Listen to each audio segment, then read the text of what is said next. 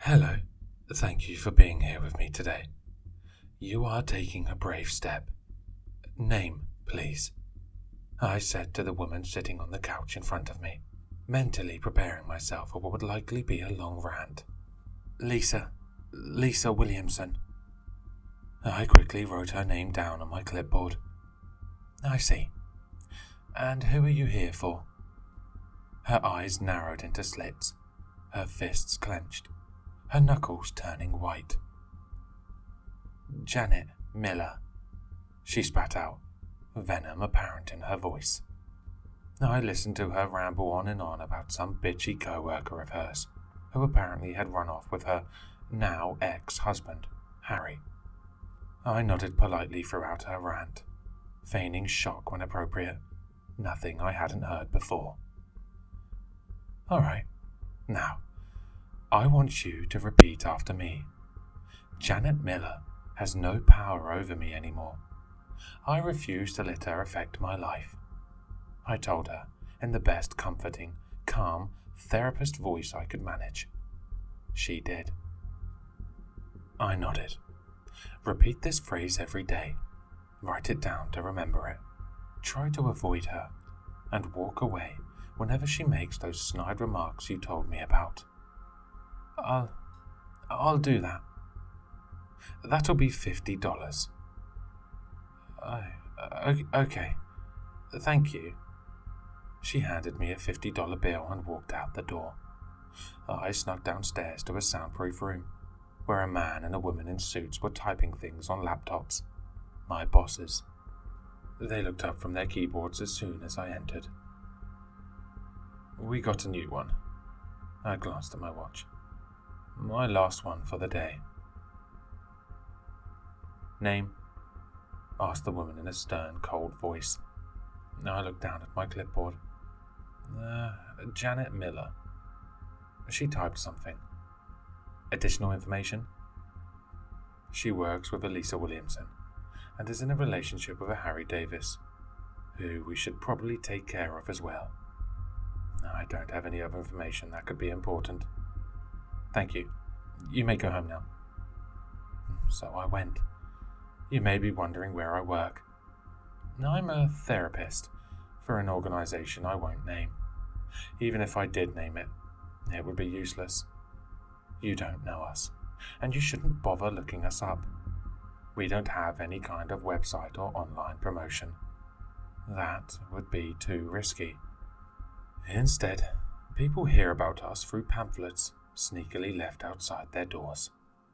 In those pamphlets, there's a bunch of bullshit about how we help people let go of the anger they hold towards others, and our phone number, in case anyone wants to make an appointment. Most people probably throw them away, but the desperate ones call. Of course, the way we help those people is quite unusual. I don't know the details, and I'd really rather not find out. But I do know that we, dispose of their enemies. I want to be clear about something, though. We will not dispose of whoever you hate. My bosses absolutely cannot find out that I'm posting this. Before anyone starts ranting about how I'm a monster who should go kill himself. I was broke when they approached me, and they offered a shit ton of money. I didn't really know what it entailed, and once I'd found out, I was too scared to quit. And, there's another reason I work here. One that would get me labelled as delusional or psychotic if I ever told anyone. I used to hate this job. The guilt and hate were eating me alive, and it felt like I might go insane soon. I wanted to quit so bad, but, I think I've established that this isn't really a job you can quit. I hated everything and everyone involved. It felt as though every time I felt happiness, I would remember my job and become miserable again. I remember the night that changed everything. I had just fallen asleep after a long night of tossing and turning, kept awake by the fact that I'd be complicit in a murder the next day. When I opened my eyes, I was in a completely blank room. No doors, no windows, just completely white walls. You feel hatred. The voice was gentle, smooth. I looked around to find who it belonged to, but there was nobody else there. What? Who are you? I have no true name. Now listen to me. The hatred you feel is natural, inevitable even. But it's intense, dangerous. You see, there are certain dark beings in this world. Beings that feed off hatred and resentment. And you're feeding them, making them stronger. They're helping you feel more hatred, so they can feast on it. You may think it's not enough to feed them, but there is a lot of hatred in the world. And trust me, you do not want to add to it. You do not want them to be strong. Their strength can do terrible things. What are you? I will explain. A few years ago they had grown so strong that the world was almost consumed by their darkness. That's when I reached out to some of you. 2 of you, in fact.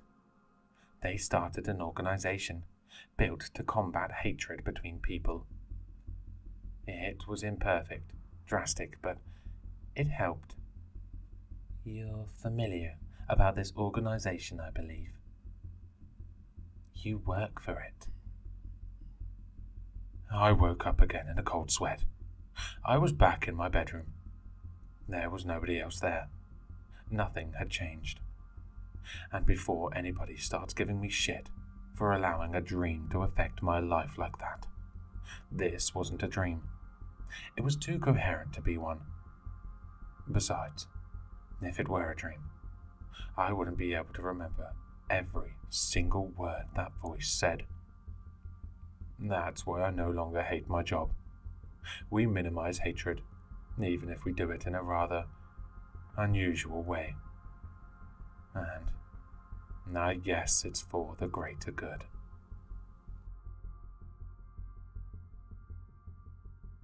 Hello listeners, if you enjoyed this story, please check out the author in the description. For more content, leave a like, comment, and subscribe for more sinister readings.